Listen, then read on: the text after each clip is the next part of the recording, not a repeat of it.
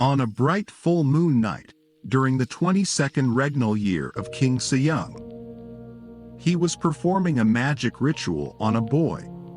This is Kim Si-seup, our main character. He pities that such a young soul carries such a heavy burden, and he is just accepting it as it is his fate. An old man said, "One cannot escape the yoke that life places upon us."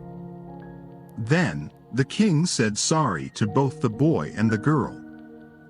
In a gloomy dream, our main character Kim Si-seup was calling a woman floating in an empty space, asking for her name, while she was vanishing. He woke up and saw his father-in-law and his wife waiting for him. He gets up immediately, and as he was dressing, with a scary face, his father-in-law asks if he didn't find out her name yet, even though he met her in his dreams so vividly. He nervously answered it was a just meaningless dream.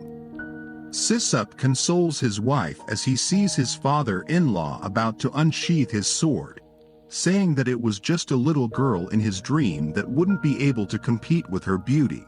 It was but a ghastly ghost. His wife whimpers, saying he was dreaming of her every day for half a year, and starts crying her eye out, saying how she lost to a ghost. Her father was furious, as he already warns him that if he makes his daughter cry tears, he would make him cry blood, and start beating him.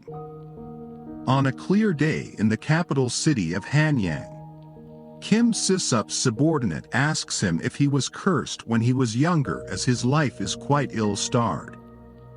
Si-seup asks what he means by cursed, and said it was just because he is not enough.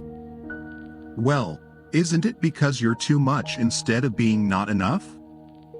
replied the subordinate, and asked does it make any sense that his marriage is at stake because he dreams of another woman every night. Si-seup said he would surely feel better if he knew the true identity of the woman from his dream. And that's why he came to this place, only trusting in his subordinate's words. His subordinates claim that this person draws so vividly as if they're coming to life and showing him what he drew for him.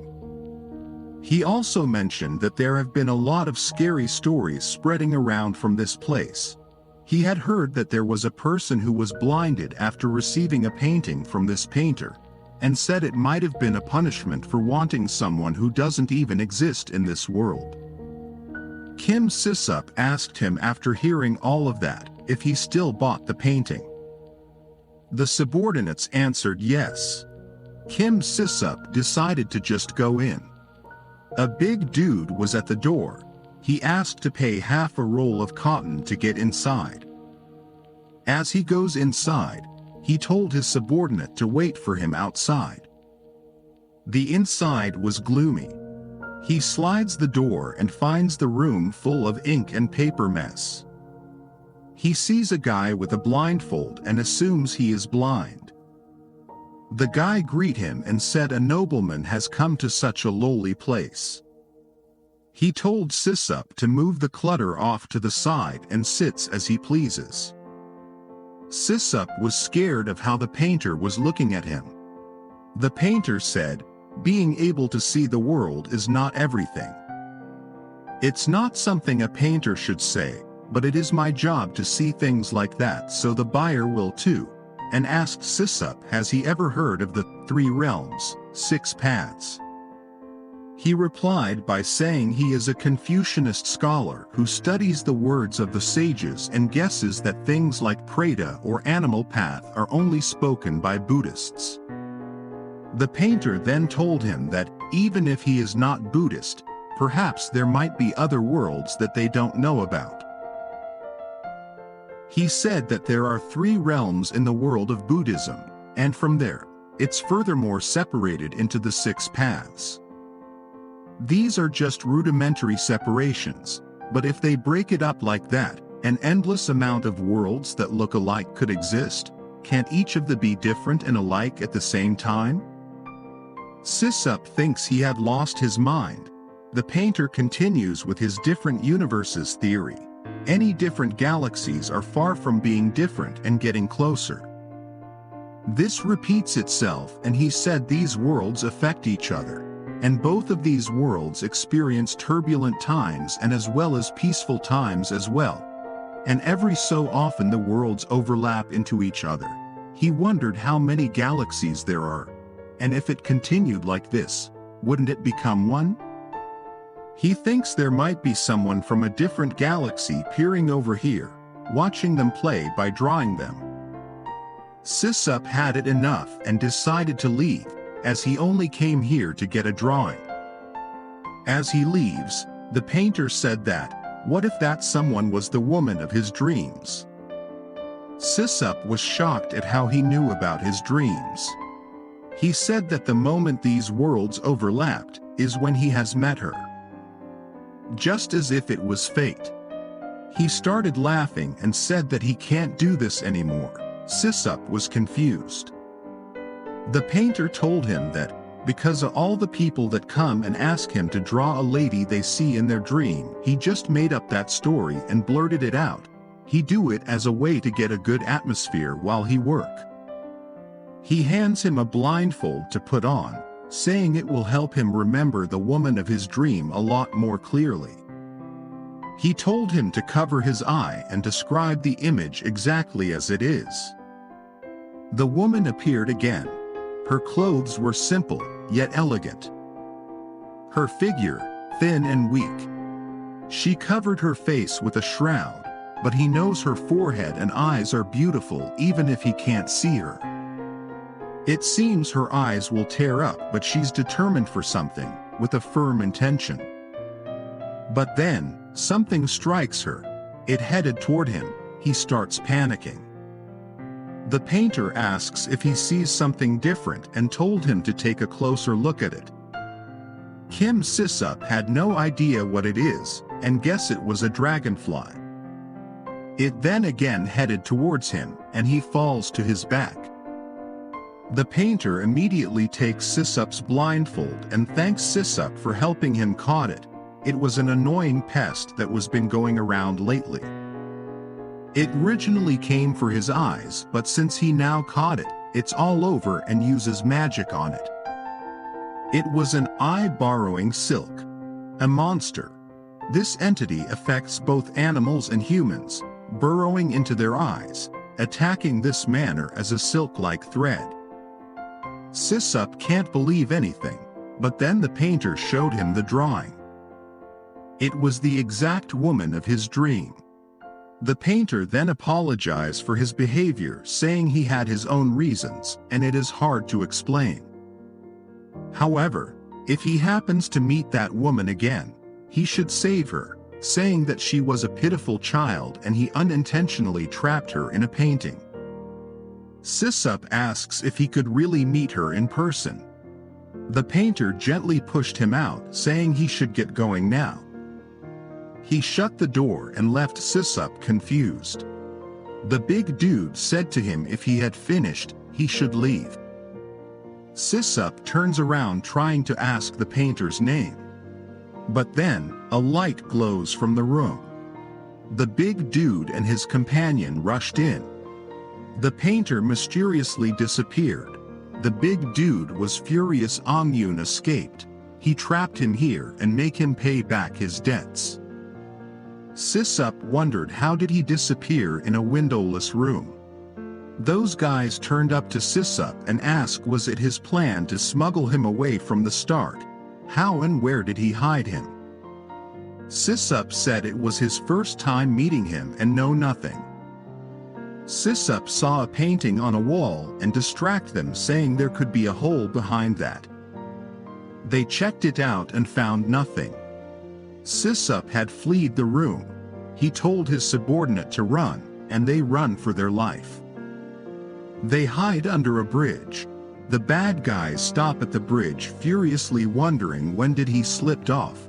Si-seup and his companion luckily get rid of those guys. The big dude was holding the painting of the woman. A mysterious man appeared behind them and stopped time in the surrounding. He took the painting and switched it with another one. This mysterious man is Lee Yun-ro, sorcerer and advisor of Crown Prince An Pyong. Near a big tree, Lee Yun-ro performs a ritual with a painting. Prince Anpyeong was waiting beside him. He is King Se-young and Queen So-hyun's third son, and Prince So-young's younger brother.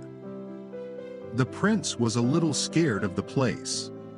Yun-ro said it was because of the dark, cold energy from the mountains, and it's normal, and told him to hang in there a little more.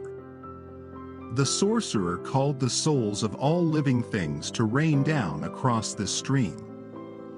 He chants a magic spell, a blue energy forms on the painting. There was a lot of wind and the place began to cover with fog. The prince was scared. The sorcerer said he was trying to reincarnate the drawing into a live body with warm blood flowing in it. It started to rain and a large cloud was swirling bigger and bigger.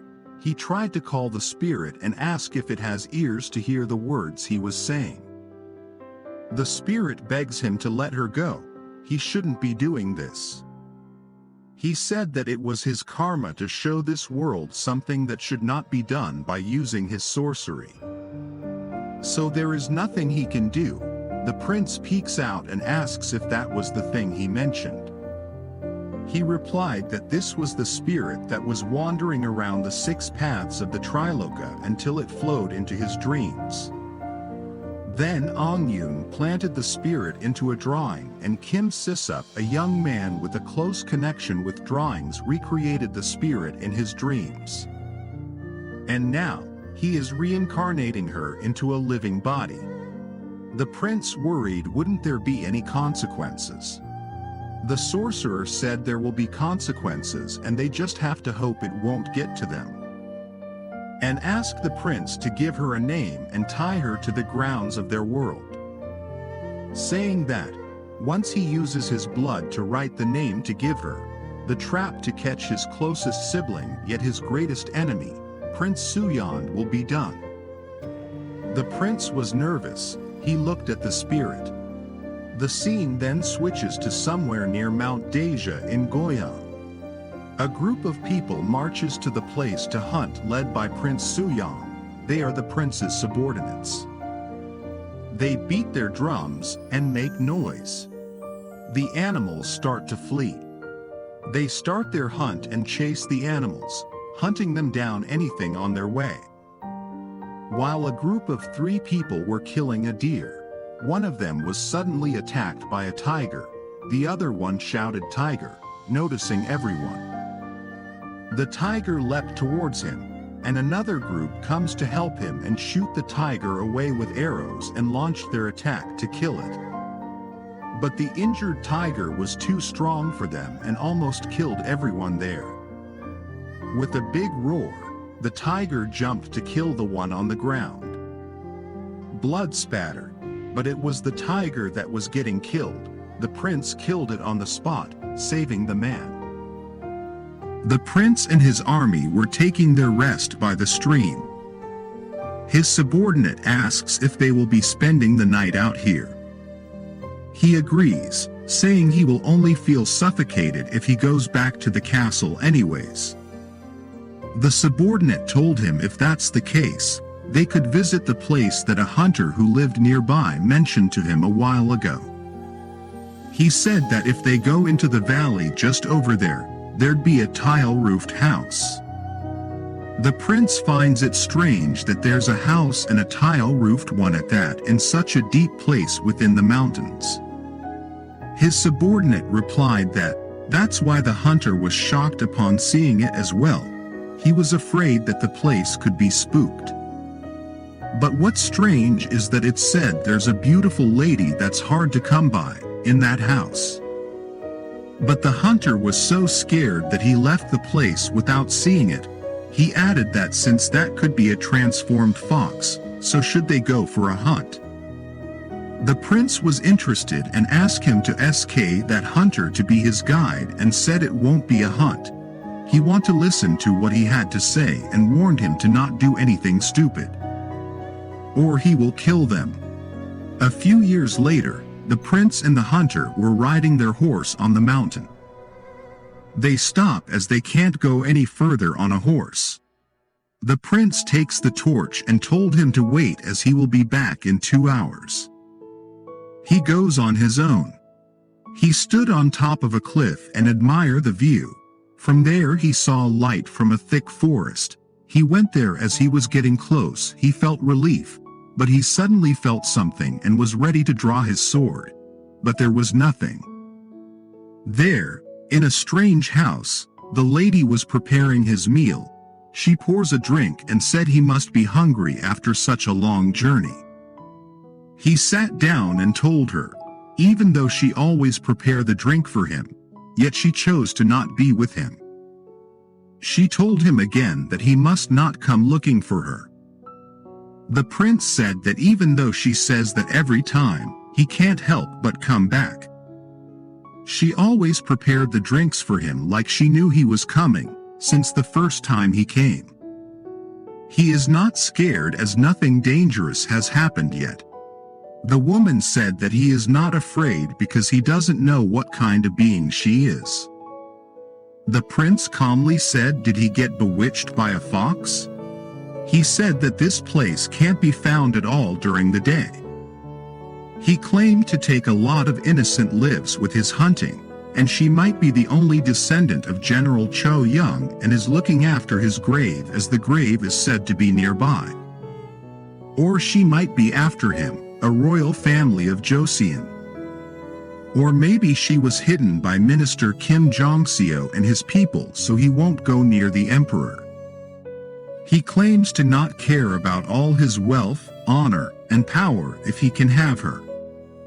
He stood and picked his sword up, confessing to her that if she asked him to abandon everything and live here forever with her, he will be glad to do so. But there are people who get in the way of that. He slashed his sword and said he will cut everyone down as all he needs is to have enough strength left just to protect her. He said that he don't know when it started, but he was able to detect the energy or presence of an unknown being. If whatever tries to stop him from looking for her, even if that's the lover she was hiding, he will kill him without any hesitation. As he asks what would it take for her to understand his feeling for her, she removes his sword and covered his wounded hand. He was glad that she finally holds his hand. But as his blood dropped to the ground, it evaporates. He asks what's wrong, but the woman said it's nothing. A red flame formed beside his feet. Then magical energy erupts from the spot, covering the area with magic circles. Somewhere within Jongbukgong Palace, Left Minister Kim Jong-seo, using his paper talisman, opens a gray portal on the door and went to a secret passage. There was another mysterious portal inside it. He walks through it and the councils were waiting for him. He takes his seat. One of them informed him that the thing with Su Yang was going smoothly, and if this goes on, Su Yang's soul and being will soon be sucked into the other world and all that's left will just be a shell. They said that he was actually already disinterested in politics now and has disappeared. Kim Jong-seo said that it's wiser to prepare for the unexpected and make sure everything's perfect to the dot. One monk questions whether is it okay to use the Divine Martial Society for the power struggle of the world. The one in blue Hanbo said this is to protect the bloodline of the great Tarjong king that they serve. There was noise in the council. So Kim Jong-seo said that once this is over, they'll never use it like this again, and will take responsibility for this time's matter with his life. So they proceed as planned. While they were all quiet, another figure starts laughing at them. He said that they are young and they don't understand that the person they were trying to target and harm now is also a descendant of Joseon Taejong, and since he helped out as well, he remembered it clearly that Joseon Tarjong never even expected the Divine Martial Society to protect his own descendant. He would rather kill his own blood if they get on his nerves. Kim Jong-seo stops him from saying anything more.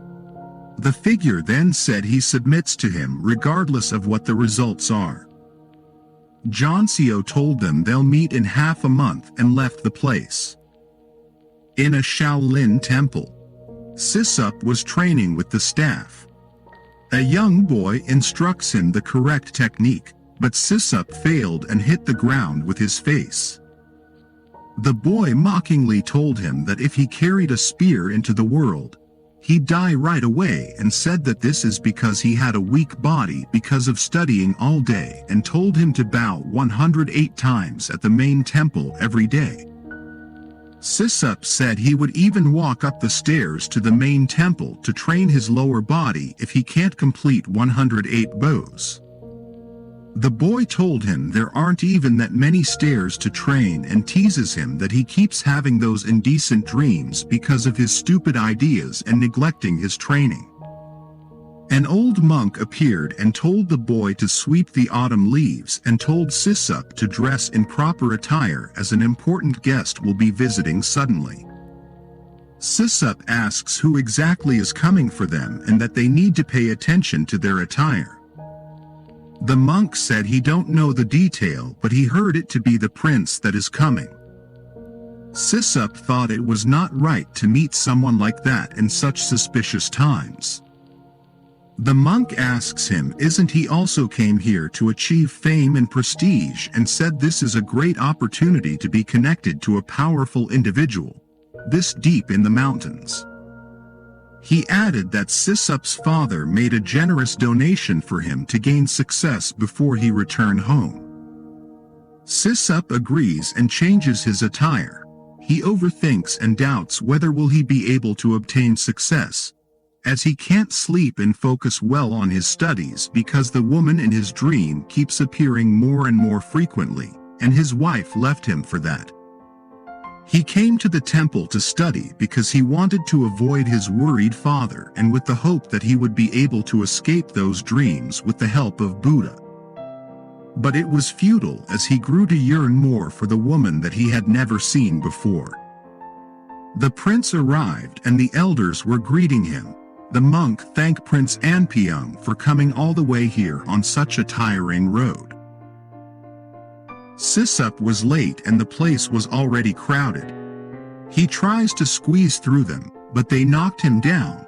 When he saw that no one really cared for him, he picked himself up and went to the river and cleans himself. Since birth, he never likes to bow to others, and said that the white clouds and green mountains move as they please. He goes to the young boy and asks to train their back and legs together, saying he was unable to focus on his studies. He said that it's not like anyone cared whether he read books and swing a staff. The prince picked his words and asked will he stop studying and try out for the imperial martial arts exams then. Si-seup immediately turns around and pays his respect to His Highness. The prince was surprised at how he knew his name and asked have they met before. Si-seup nervously replied he heard of his elegance and class countless times from the rumors. The prince told him he has a way with words, and said they had indeed met before. It was when he was 5 years old.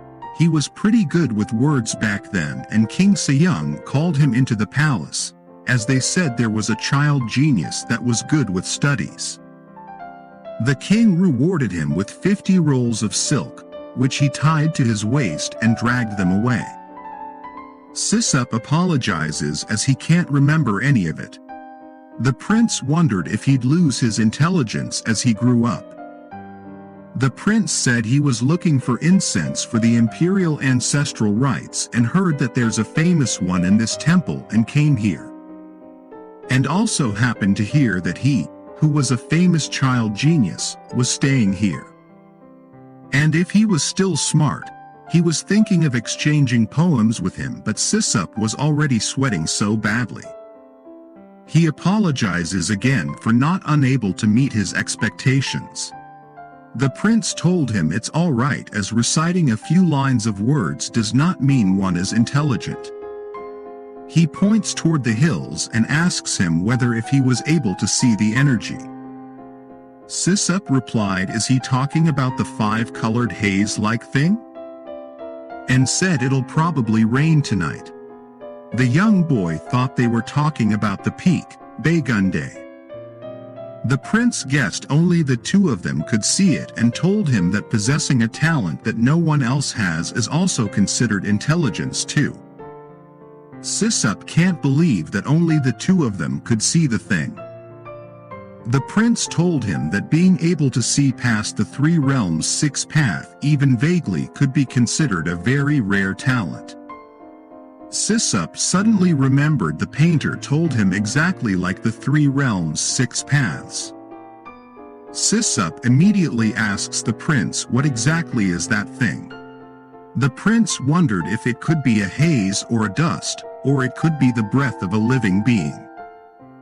Si-seup recites Zhuangzhou in the story of enjoyment in untroubled ease. The skies are blue, and one would wonder if that's its original color or if it is because it is very far away. The prince realizes his study smarts weren't completely gone, so he asks him whether that's the breath of a living being. Si-seup said that it always rained shortly after every time he saw that and wondered if it could be a dragon chasing the rain in a certain direction. The prince liked the thought of a dragon. The prince gave him an incense pouch and said to accept it since it's something that people like them need. It was an incense that's made from various incense to chase away evil. He said if he experiences weird dreams or can't sleep, and he will definitely need those. He takes his leave and told Si-seup that he will be using him in the future, so he should bring that along with him when the time comes. And said that in times like this, when a few of the dragon's descendants are running around, help is needed in order for the real dragon to ascend to the heavens after all. Si-seup asks the prince who was the true dragon who will ascend into the heavens then. The prince told him to rest easy, as it isn't him as far as it concerns, saying that the person who was already ascending is the only son left by the late king after all. However, a dragon has 9 children. Among the 9 children of the dragon, he is concerned about the brutal older brother that's like Teoti. Si-seup immediately guessed it was Prince Suyang. On a rainy night, left Minister Kim Jong-seo and Prince Anpyeong on planning how to capture Suyang. The minister advises him to open the trapdoor and put Su inside while the prince plans on letting Su leave while they wait for a more opportune time. The minister told him they don't have time to wait any longer, since the king is still young, and since his mother, who is his only support, has passed away. The current situation is such where fools are already looking for powerful individuals in the country instead of the king who's on the throne. Prince Ahnp Young still hesitate, but Kim Jong-seo added that His Majesty's fate is like a candle flame that's in the front of the wind. They're in urgent times where they need to get rid of any dangers as soon as possible. The prince thinks for a moment.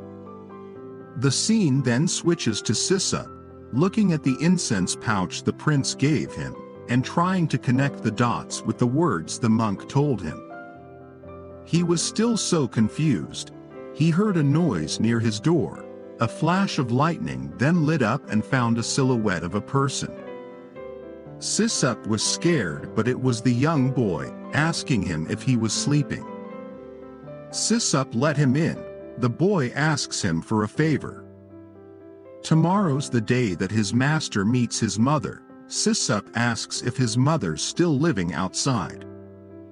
The boy told him that, after his father passed away, his family wasn't doing so well and his mother sent him here in order to reduce living expenses. Even though he had cut his ties with the outside world, he still wished to show his mother that he had been getting on well. So, he asked him if he could borrow the incense that the prince gave him for a little while. He think if he sleep with it for a night, The scent would permeate his clothes and that would ease his mother when she smells it. Si-seup opens the pouch and asks him for his hand. He gave some of it to the boy and told him to put it into a cloth and sleep with it. The boy thanks him, but Si-seup told him if he's grateful, then he should stop teasing him about his dreams. Prince Soo-young was walking to the lady's house in the heavy rain. He felt a presence again, and he launches himself toward it. He wonders what it is and slashes it multiple times. But the strange energy moves toward Okjeom's house. Si-seup woke up in an empty space. He thought he was in a dream again and looked for the woman in his dream and found her right behind him. He guessed not even the incense works. The girl turns around in surprise and told him to return right away as he mustn't be there. Si-seup finds it strange as she had never talked to him like that before. The woman smells something, and Si-seup showed her the incense pouch. She asks who gave him that. As he was about to answer, she touches it, and an energy flashes and tears the space they're in. She claimed they both have fallen into a trap and there's a person approaching now. Prince Soo-yang was fighting with a strange demon. It jumped toward him, and Soo-yang barely dodges its sharp claws. The scene switches to the woman saying that the sorcery is weaker than she thought and expects it to be released after one night. Si-seup has no idea what she means and asks why it feels so real even though he is sure he is dreaming right now. She apologizes for not being able to tell him the details because they don't have time. She said that the smell that comes from the incense pouch is acting as a medium to activate the sorcery, and the path of dreams and reality that's not supposed to interlink has been linked because of the scent. She also said that the person who's approaching from the reality will probably try to kill him on sight. Si-seup can't believe that they are in a dream right now, but because of the sorcery, the reality and dream are interlinked and a human from the reality can kill him in the dream. She told him he was right and that he must survive the night in order for both of them to get out of the trap. Si-seup asked her if that was the case, then was it because of a sorcery that he had been seeing her in his dreams? She replied saying that she guessed he could say that a deep connection is considered sorcery. Si-seup was confused by her answer. They suddenly heard a voice, screaming for help. Si-seup immediately recognized that voice and she told him that it seems like he didn't come here alone into the dream. They rush toward the place and find the boy lying on the ground in front of a giant human-like monster with 6 arms wielding swords. The boy called for Si-seup's help and Si-seup went in to save him while the girl shouted not to. In another scene, Prince Soo-yang defeated the monsters. He takes his breath, but then another strange monster appeared. Soo-young assumed all sorts of ragtag demons have come into the mountains, but upon seeing Okjeom carried by the demon, he swore to his name that he will kill them all. Si-seup was dodging the 6 arms demon's attack. Trying to rescue the young boy, he tried to close the gap again and moves forward. But as there are too many swords, he can't go any nearer. Okjeom told him there's only one real sword and the rest are just distortions between dream and reality, so he needs to calm himself down and concentrate. Si-seup realized he is not the only one seeing the illusion, so he takes out his incense pouch and wonders how will he look in his eyes. He runs toward the demon with the pouch and threw it. In another scene, Prince Soo-yang slashes the demon in half, but it reforms and attacks him with a ranged attack. The prince was furious and called the demon to come down. When he saw Okjeom fading, he loses control, and with his blood, he summons the red energy again. Si-seup carried the boy and run with Okjeom. She told him they must keep running and hide until dawn breaks. Si-seup replied that he really wanted it too, but at that moment, the demon rises again even though its whole body is melting. Si-seup puts the boy down. He asks her if that demon is a human like him despite how he looks. She replied saying that but still, he can't keep fighting it. There are times when what you see is real as well. Si-seup said he had no choice and asks her to take the boy and run away first and he will follow them soon. Si-seup resists its wind blow attack. He remembered that the late sages have said that one should gain knowledge by investigating things. If one tried all ways to understand any object, one will be able to arrive at the principle. He told the demon his name. He is Kim Si-seup, and asks if he can hear him and can tell him his name as well. Like and subscribe for more.